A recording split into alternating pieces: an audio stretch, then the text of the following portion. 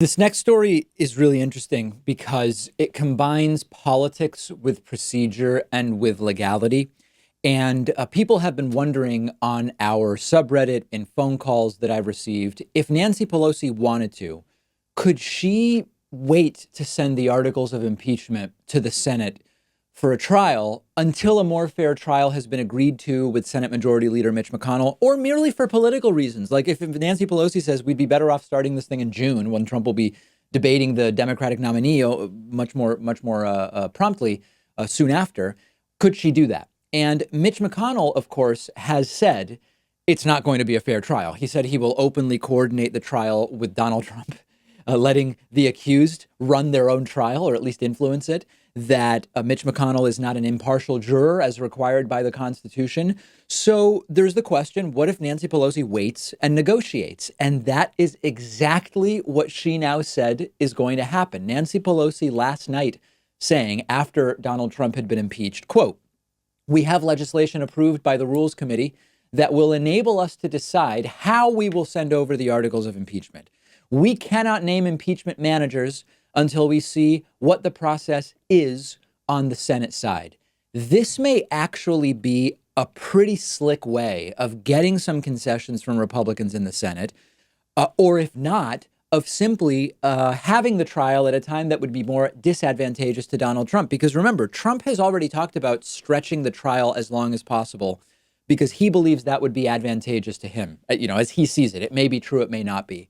The longer the delay before the trial starts, the longer that Trump is just an impeached president, not an acquitted president. That's interesting. And of course, the longer that the delay goes, the more likely it is to start overlapping not only with Democratic primaries. If it goes long enough, it'll start overlapping with general election debates. You could conceivably have Donald Trump doing campaign spending, buying campaign ads at the same time that there is an impeachment trial going on, which is almost like free money for advertising from the other side. The fact that there would be an impeachment trial going on. I don't think that the trial happening closer to Election Day is good for Trump as a big picture thing. Aside from his followers, who, of course, will be enraged by the mere fact that the trial exists, the more casual voter, the tens of millions of people who vote, but they don't follow politics so closely. If it's getting close to Election Day and they know the president is under impeachment trial, that is going to dissolve some votes that would otherwise have gone to Donald Trump. That is the leverage that Nancy Pelosi now has with the idea of delaying when she's going to send the articles of impeachment over to the Senate. Now, once again, we're speculating about what the impact might be, but we are once again in unprecedented territory here. At a minimum, this throws off Republicans and Trump, because the plan they had, Mitch McConnell's plan, was to immediately do a kangaroo court, which this is what they've been saying has already gone on. The real kangaroo court would be the Senate trial Mitch McConnell wants. Maybe drag it out, maybe not, but get the headlines through the media and then move on with claims of vindication. Now, instead, it's headlines of Trump is impeached.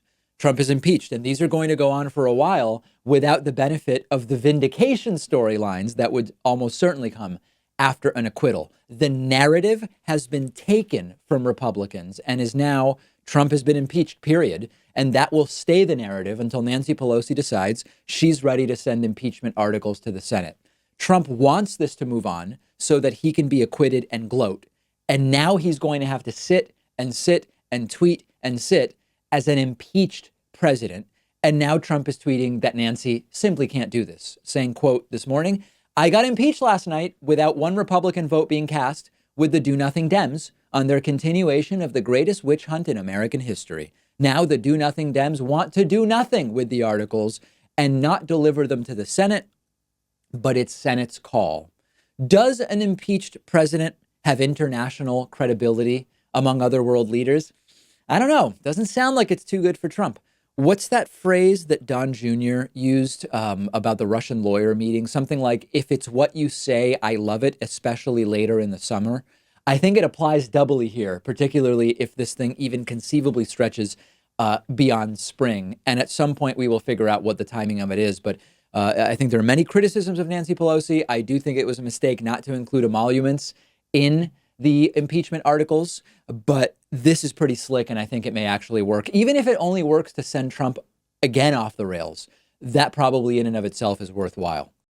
Today's program brought to you in part by Blinkist.com/Pakman. Blinkist is a great service that I use all the time. What they do is they take thousands of the most popular nonfiction books, including the newest bestsellers.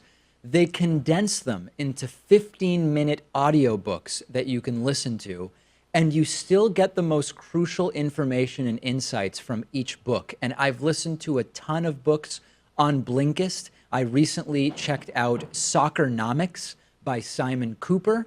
We do have, after all, the World Cup going on recently. We also have been talking about BS Jobs, and there is a great new book, BS Jobs by David Graeber, which I listen to on Blinkist. They're constantly adding new books to the platform. You will never run out of fascinating and critically acclaimed books to enjoy.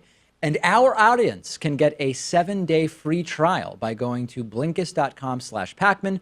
If you're watching on YouTube, I'm putting a link in the video description. And after the free trial, if you like it, you can continue enjoying thousands of condensed audiobooks for about $5 a month. That's BLINKIST.com/PAKMAN.